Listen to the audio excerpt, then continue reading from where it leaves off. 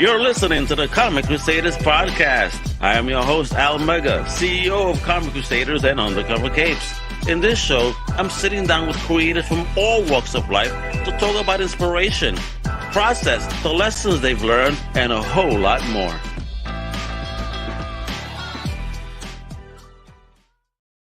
Well, what up, man? This is your boy, Al Mega. Welcome to a brand new Comic Crusaders podcast.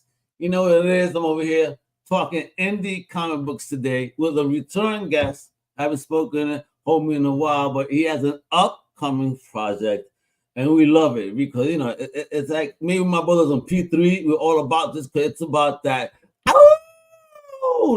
Lycan life, baby. Let me introduce this amazing comic book creator over here in the indie world with his project Lycan Solomon's Odyssey. The one, the only Mr. Dennis, not that one Robinson. How you doing? Hey, Al, thank you so much for having me on again. I had a great time last time, so I was super excited that you said you could fit me in on your schedule this time around. Oh, absolutely. I'm here for indie, brother. I'm here for you. You know, thank you for wanting to come back and talk about this dope project you got, you know, upcoming. I'm happy to see you. The last time we spoke, last couple of times, that was your first project I got you on. Then we were talking about the second, and now sometime later, you come back and you're like, all right, 3 is here. We got something going on. Yo, big shout out to Big Pops PVZ over there. Hey, Pops. Check them out. Check out the Madness Network. They actually have a wonderful thing going on. If you're an independent creator out there that's trying to get your channel on blast through a Roku network, that's right, folks, Roku. Make sure to check out my man. Head him up at Madness Comic Network. You know, PVZ, he'll give you the deets. All right. So with that, yo, Dennis, bro, it's been a minute. So let me know. You know, I hope you're well. You're doing good, obviously, because you're here with me talking. Right? Yeah. From that standpoint, yes, I am doing well. I am still walking around. So you know what? Good enough. As long as you're alive and they ain't killing you, brother, you're good. You're here. F everybody that gives you bullshit. That's what I'm gonna tell you. All right. That's right. So talk to me. Lessons learned. Moving on. How's this independent creative journey been treating you? Well, so every time I think I have something figured out, it somehow throws me a curveball. So each Kickstarter I do, I learn a lesson, and then I sort of refocus and twist around it, and then I have a totally different issue the next Kickstarter. So like this, so with the previous Kickstarters, it was all about trying to find the right rewards and then learning that, okay, well, certain rewards, while they sound good on paper, don't end up working out from a logistical standpoint.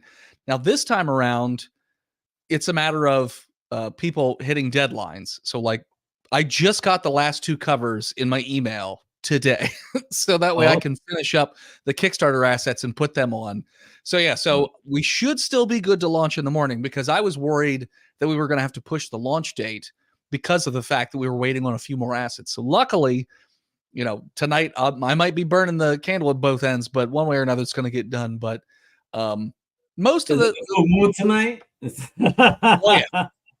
Yeah, I hope not. Then I could get some work done if there's not a full moon. But yeah, so it's been a crazy journey. And you and I were talking beforehand, and I did 27 conventions and events last year because I didn't have a Kickstarter. Talk about this, because I also mentioned something to you. You know, I was watching the show today, like I had told you, and there happened to be someone that was a creator that said, well, unless they give me a free table, you know, and invite me, I'm not going. All right. So how do you feel about that attitude? Because you did 27. And I hope you didn't have that attitude. No. I applied to all those conventions and I paid for almost every table except for 1 or 2 of them.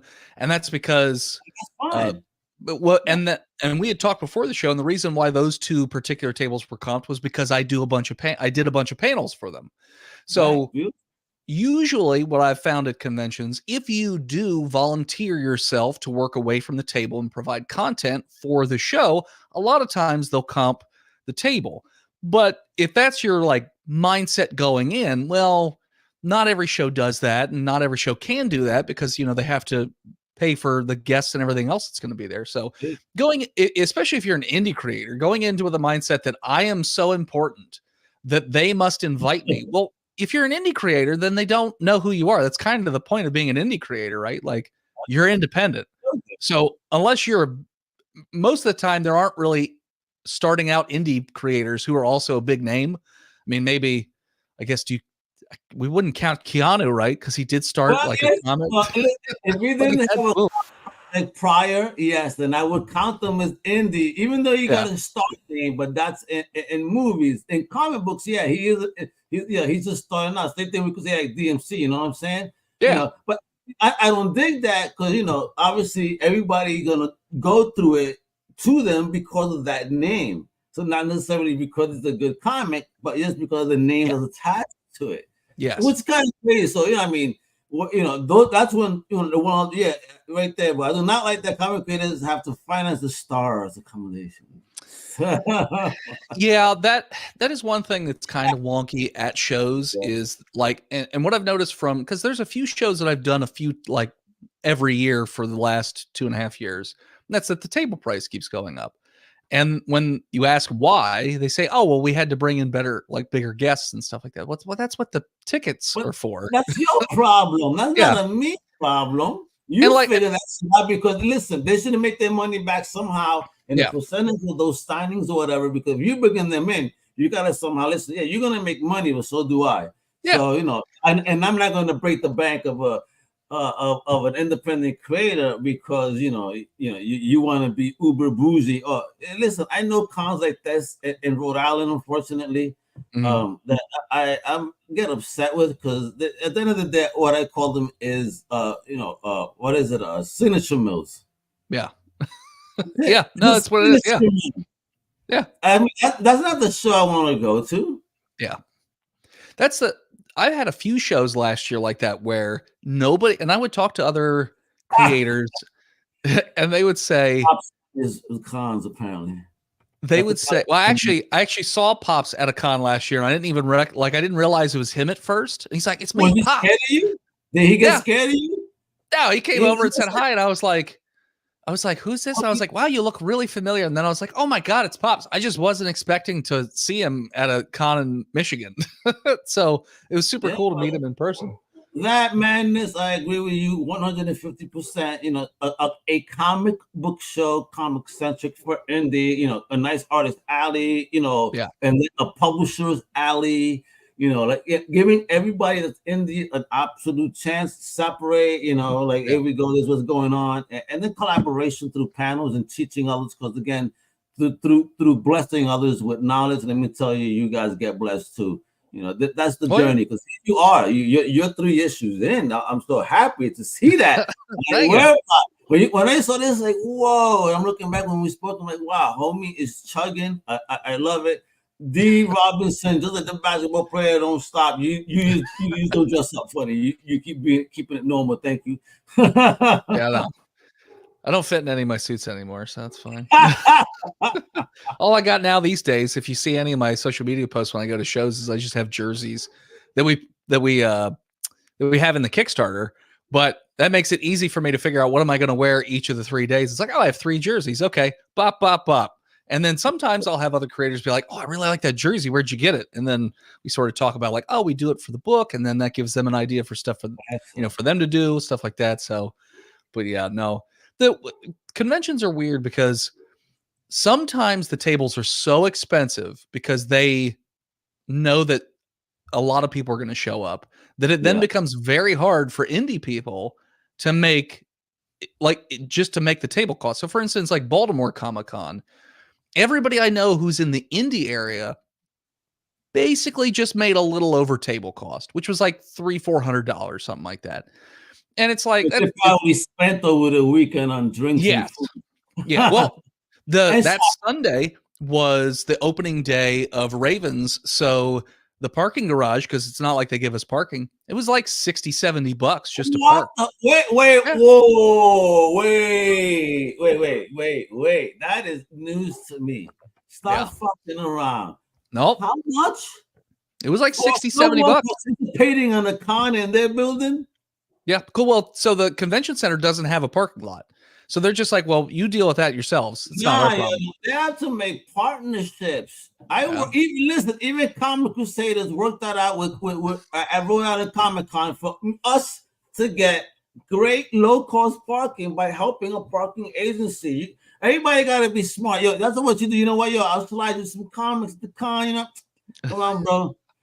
You got to market yourself. But that's how I did it. But also, some platforms actually work with parking lots in the area and have nice deals. Kind of stupid on their part. That's disrespectful to you guys. That's fucked up.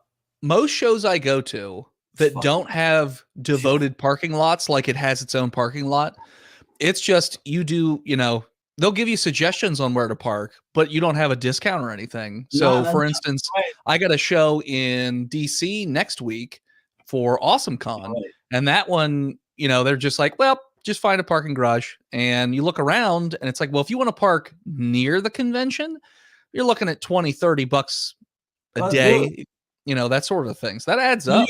Comic-Con, you know, it went up to as high as $80 a day, son.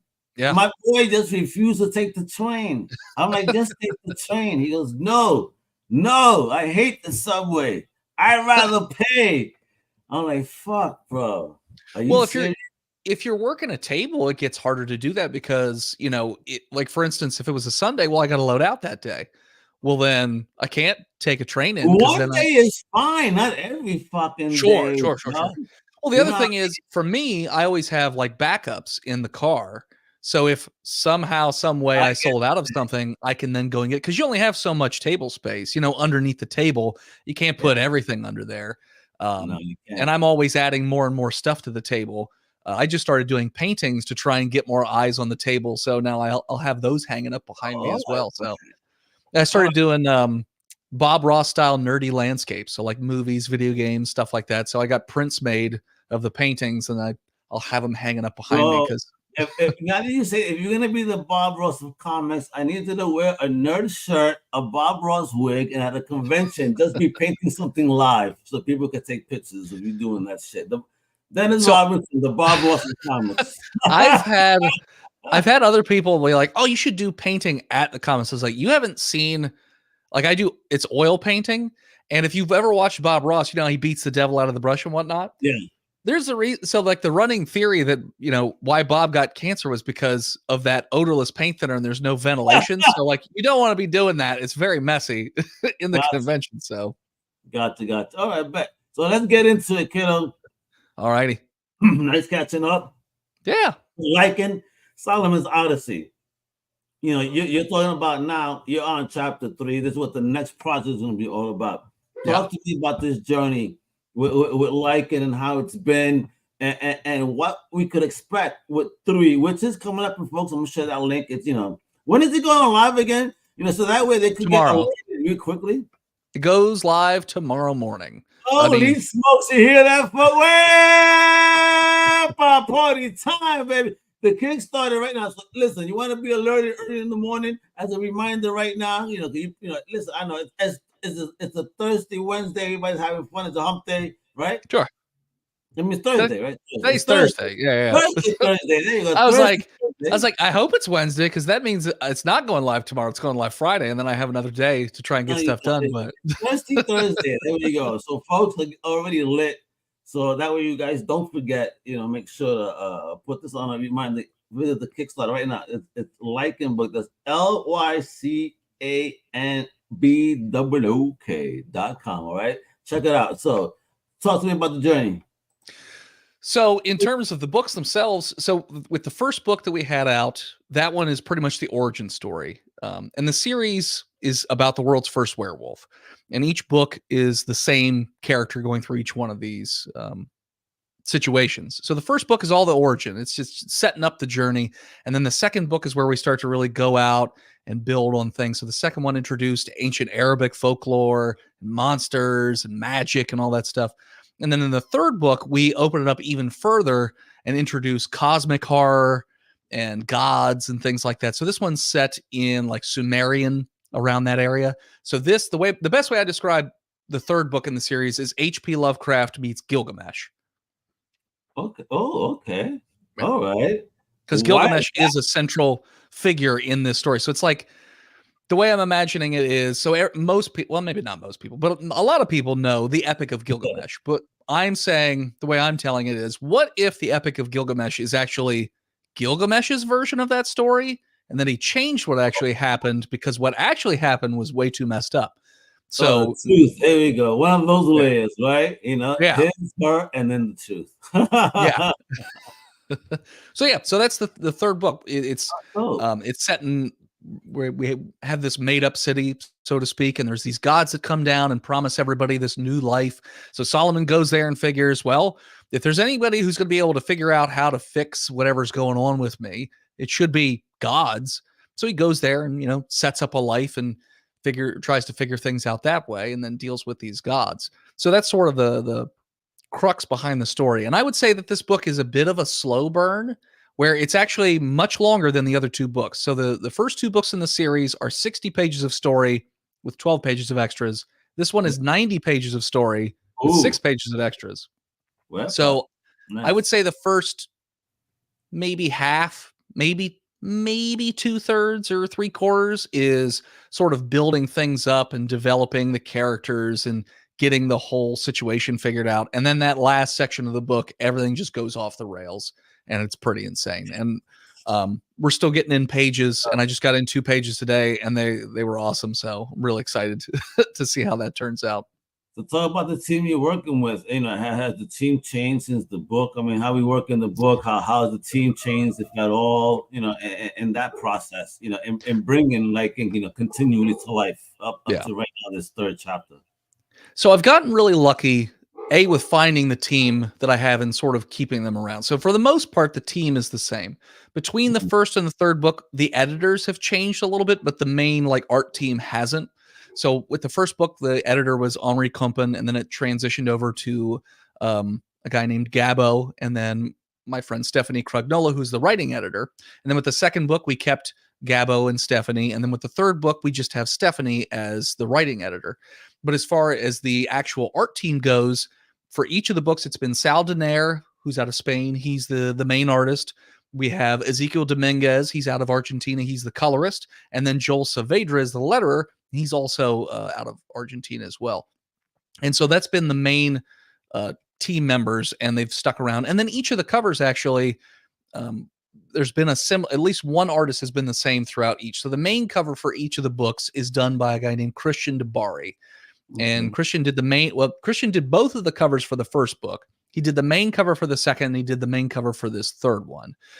In the second book, we added a cover artist, Matthew Sutton. He did the 2 variants for the second book, and then he did one of the variants for this book. And then we have a new cover artist for this one. I don't know if you've ever heard of her, Maria Wolf.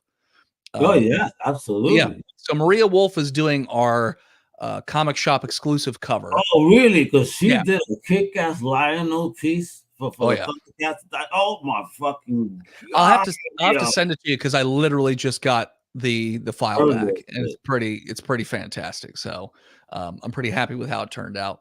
But yeah, so that's the team. That's how everybody is, you know, like I said, super lucky to get them in the first place. And then I don't know how I've managed to keep them around, but the main team is still, you know, together and working on that. And I want to show people, I mean, doesn't that have that Iron Maiden heavy metal feel with that artwork there? Yeah. I mean, this particular project, this was the last project, folks. So, you know, look at that, you know, funded, made their join, you know, they were looking for 8, they got 10 racks. Wonderful, beautiful success right there. But look at the characters that he's talking about. Solomon, this dope. Oh, I love this. So yeah, so that cover, so the first cover you showed, the one with the ghouls, that one is Christian DeBari. That's the one cover artist we've had through each of the books. The other 2 covers, that one's Matthew Sutton. So that one right there, yeah. And then that one too. Oh, look at that. Sick. That Blood Moon. But I mean, look at this, folks. Look, what a beautiful book. Am I lying? No, yeah. Like those 2 pages, like so one of the things I love about the team is that they could basically take whatever idea that I give them and just turn it up to 11. So with the colorist especially, When we first started working together, he was doing everything kind of standard colors for what it should look like. And I said, no. I was like, think Aladdin color palette, like the animated movie Aladdin, like how they had blues and purples and reds and oranges and all this stuff. Because yeah, I get that the desert should look a certain way, but I don't want it to look. I like a lot of color. It up, and it's comic books, baby.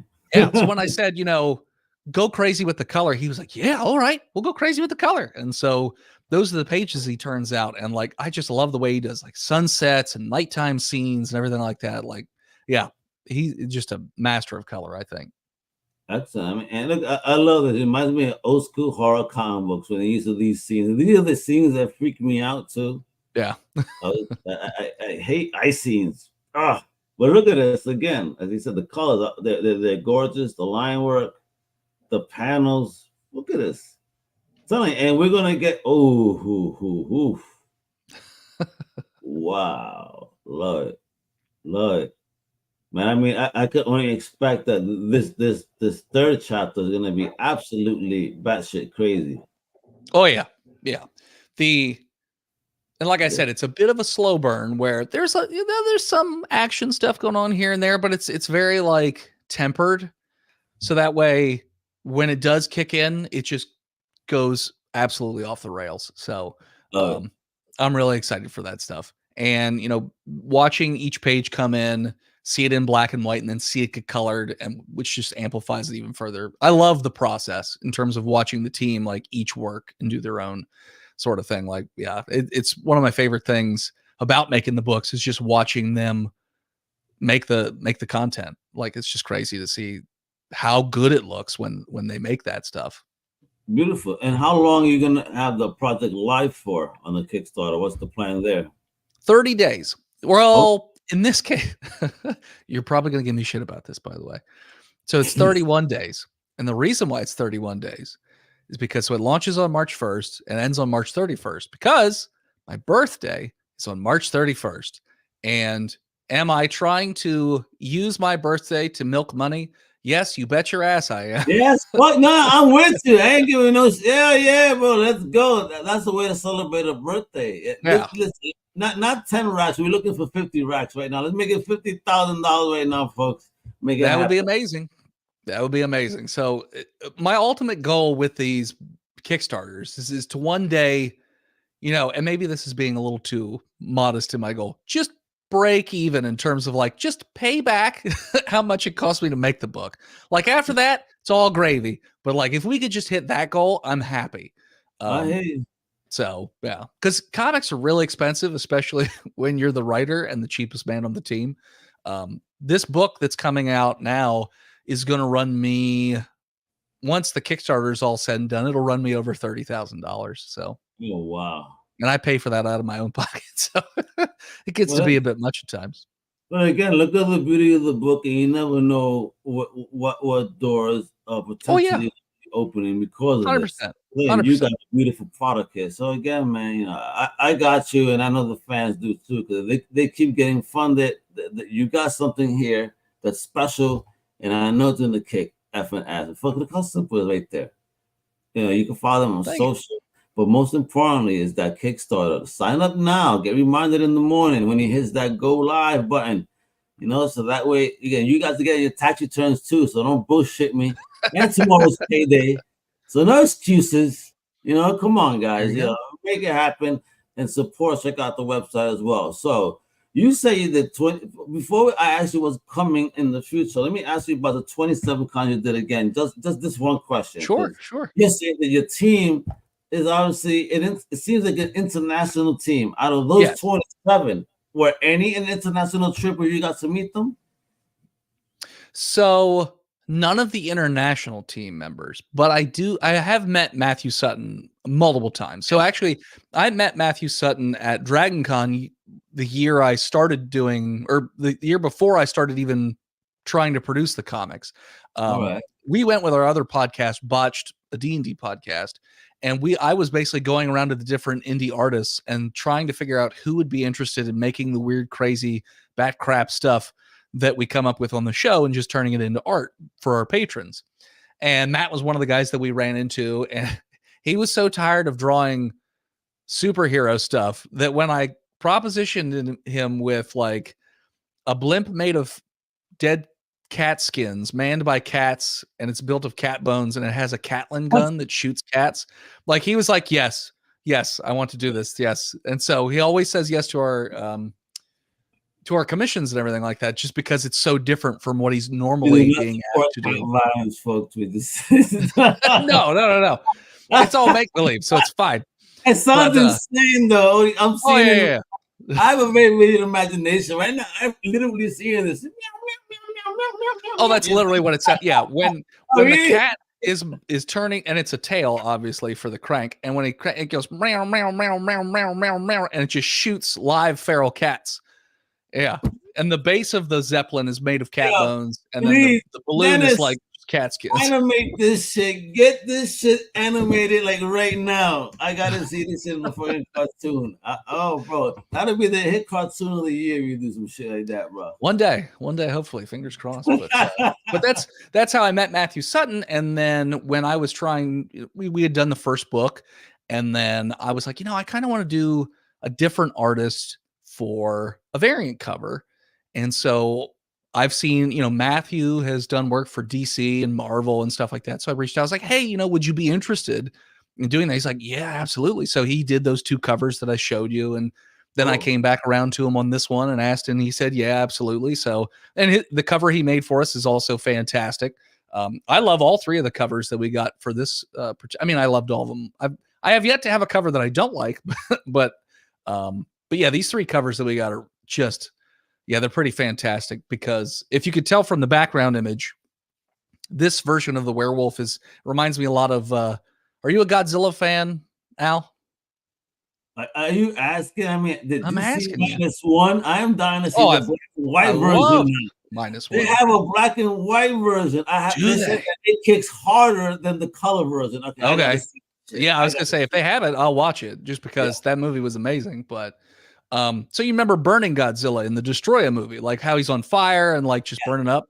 So that was kind of a similar idea for this one, where the werewolf is that agitated that he's literally on fire in certain spots, and like you can see through him, like you can see his rib cage is like lit up, and there's like fire coming off of his eyes. Is real. Yeah. Love it. So talk to me then. Besides the book, what's the concert looking like this year for you? Are you going to be, doing as many? You're going to slow it down? Are you getting more busy, more projects? What's going to happen this year? I really don't want to do as many cons as I did last year. It was just so like I have a normal, Monday through Friday gig, and there were times where it was like 3 months in a row where I didn't have weekends. It was work all week, go to a con, work all week, go to a con every single week for like 3 months at a time. And it just burned me out because I just didn't have any time off whatsoever. So this year I'm trying to pace myself a little better and only do like 2 a month. I think there's probably going to be a couple instances where there's 3 a month, but for the most part, just trying to stick to like 2 a month. So like this year I had MagFest, which I'd never been to before and was absolutely insane. That was in DC in January. Absolutely mad. Yes. That one, it was a 24-hour con. It doesn't. What? Stop. It doesn't stop. I said, wait, whoa! I gotta do this shit. What are you talking about? Yeah, it's a music and gaming festival in DC in January, and they had like 20-some thousand people. And I said, hey, I see the load-in time and the load-out time, but like, what are the show hours? Like, when do how long are we supposed to stay there? And like, there are no show hours. It's 24 hours. It starts at that time and then ends on Sunday at that time. And whatever times you decide to work your table, that's up to you. You just have to be there for at least 8 hours. And I saw some people who would work in shifts where they would have it during the day and then somebody would swap and then they would be working the table overnight. Oh yeah. It was nuts. Because it's in a hotel. So most people are staying there in the hotel. So you just get drunkies wandering in at like 3 a.m. and just throwing money at anything. And if you only have a few vendors, because most people have gone to most vendors can't, like I work by myself. Vendors, do you hear this? You know how much money you guys can make? Oh yeah. No, that was my best show by far. That was a really, really good show. Yeah. But March I have Awesome Con and Richmond Galaxy Con. So next Yeah. year that you do that, hit me up, Okay. bro. Let's connect. You know, if we want to gotta split a tully cost, I'll do it. I gotta experience this fucking show. Oh yeah. Well, so that's the other thing is that it's not easy to get into as a vendor. So they'll send you an email and you have 1 hour to apply. Like, what do you mean? like Like they send you an email at like 10 p.m. You have till 11 p.m. to like fill out that application and put it in. If you read the email at 10:30, you still only have till 11. Like there's a 1 hour window to like actually fill out the application. So it's very hard to get in. And then even if you get the application in, they pick by lottery which vendors get to go. So it is not easy to get into MagFest apparently as a vendor anyways. So yeah, so we'll see. We'll see if I get in next year. Interesting. But if I do, I'm going to hit you up. Oh, please do. I'll help out. Let's go. I definitely want to experience some crazy shit like that. Oh, yeah. All right, awesome. So what's the next one we could see you at now? So next one is actually next week, and that one is Awesome Con in Washington, D.C. Cool. And then that'll be the first time I've ever done that con. I've never done that one before. And then we're doing Richmond Galaxy Con the week after that, I believe, maybe 2 weeks later. I forget exactly. I think it's the next week after that. But yeah, so that's my March con schedule. Like I said, I'm only trying to do like 2 a month.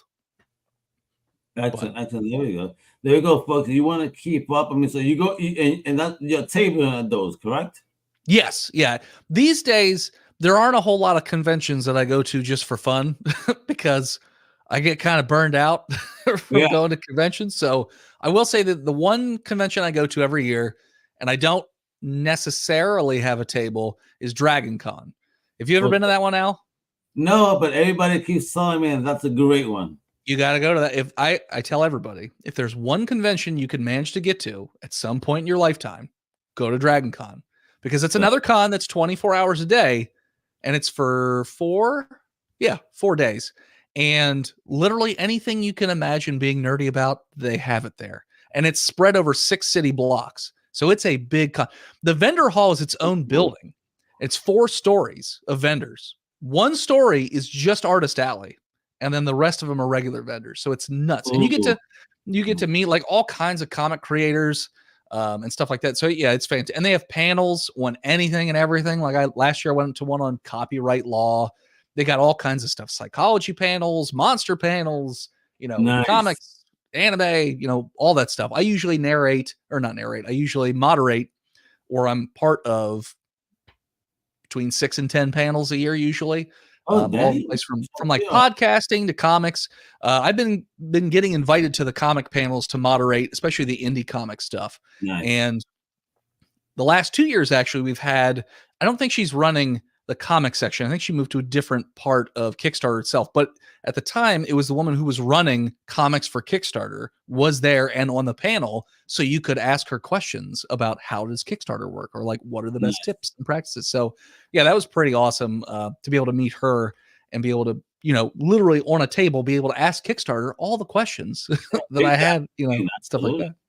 Yeah. So that's the one I don't table at. There is like an event that I go to and sell books at for like a couple hours, which is funny because in those couple hours I make about as much as I do at most other cons, just because that con is so ridiculous and there's so many people. But most of the time I'm just doing panels. I don't actually have the books, I'm not toting them around in a briefcase or something like that going around. But I hope not, walking around with a trench coat. Check it out. That's right. Lycan. But yeah, so now that show last year you would have laughed, Al. I was doing my panel on indie comics, and did you see Violent Night? Oh, absolutely. That was a cool movie. Fun. So I was cosplaying as David Harbour Santa Claus from that movie. So I was covered in blood. I had the full leather Santa outfit with the hammer and all that stuff. And I was moderating a panel while dressed like that. Oh, everyone was shit. like, what the hell? Like, hey, there's no rules. Why do we have a moderate Santa Claus moderating an independent comic panel out of nowhere? Yeah, I'm blessing you guys. Unless you want a hammer to the head, come up here. But yeah, like I said, you would have laughed because getting the hammer on the airplane was an interesting time, because even though you hammer in the airplane. Well, so like it's a foam hammer. It's not a real hammer, but they wouldn't let me take it through security. They're like, no, you have to check it. And I was like, well, I already have a check bag. And they're like, well, you're gonna have to pay like $120. I was like, just keep it. They're like, what? I was like, just keep it. That foam hammer is like $20. I'm not paying $120 for this hammer. And some guy comes over and he just goes, what's going on? Like, he's trying to take this hammer on the plane, but you know, he doesn't want to check. He's like, just put it in a bag and just put it on the plane for him. I was like, thank you. He's like, thank you, Santa Claus. So it was good. So it was an interesting time, but yeah, go to Dragon Con now. You need to go to Dragon Con. You know, I will and meet more fellow Crusaders and a lot of amazing guests that are down there as well. That that I've had prior. I really want to meet everybody in person. I've interviewed, not just doing this. This is cool, but nah, man. We need to connect, and do the Wonder Twin powers. I will not turn into water though. I can't remember what one of them turns into like a form of like liquid, and the other one turns into like a animal or something. Is that right? If I'm remembering correctly, trying to remember the old Justice League cartoon. Showing slightly your age, but more mine. Jesus Christ! Here we go. Anyway, with that, folks, I appreciate you, kiddo, for hanging out. And me, gente, I'm gonna repeat this. This is what you gotta do. Visit the website at hiveheadstudios.com. All right. Secondly, go now, so that way when you wake up in the morning, because this is Thirsty Thursday, and I know y'all drinking, having a good time after work, because it's been a stressful fucking week, and tomorrow's Friday, so you don't forget, you go to this page right there, lycanbook.com, right? And then you could just hit that button there. It'll notify you when it goes live. He's going to do it tomorrow morning as soon as he has his coffee or whatever Wolves drink in the morning. Poison. I drink poison in the morning. He goes crazy over here in the mornings. And then you can follow him on social at Instagram at Hivehead Studios. And of course, at Patreon as well. You want to support the program. There's a lot of awesome stuff there that you can check out as well. Tons of stuff. So make sure to check out the Patreon at Hivehead Studios as well. He got that name locked. But again, the primary, last time, lycanbook.com. Please support independent creators like my man Dennis over here. Fun, beautiful book that you saw. An international-based creative team. And to create a book of such beauty with that many pages at a wonderful price point, I mean, the last project you could get physical for as low as $15, and you already heard what he said, over 60 pages. You know what I mean? Yeah. You could hardly get a graphic novel that many pages for that price. Yeah. So the third book, since it is 30% longer, it'll be $20, but it's 96 pages. So I mean, it's still price per page. It's the same as the other two books. So it's a graphic novel sized book, in my opinion, with that many pages. And again, guess what? No ads, none of that bullshit. A nice, beautiful, independent, gorgeous story. So please support Lycan Solomon's Odyssey Chapters 1 through 3. Get this done by Dennis Robertson and his amazing team. Wepa, let's go. All right, you know what it is. So keep with that indie flow, so this is what it is. Comic Crusaders supporting people like Dave, Dennis. You know what I mean? Support us, the Comic Crew. Support me, gente, over Undercover Capes. Check out the Heroic Awards at C2E2 this year. I'm going to be the MC. I'm going to have some fun there. I'm going to give you that wepa in person, all right? So let's go. Hasta la próxima. Much love, mi gente. Wepa! Thank you for listening to the Comic Crusaders podcast. If you like the content, please subscribe and turn on notifications. Also, please visit comiccrusaders.shop and our extended podcast family over at undercovercapes.com. And also, make sure to download the Comic Crusaders app on the Play Store today.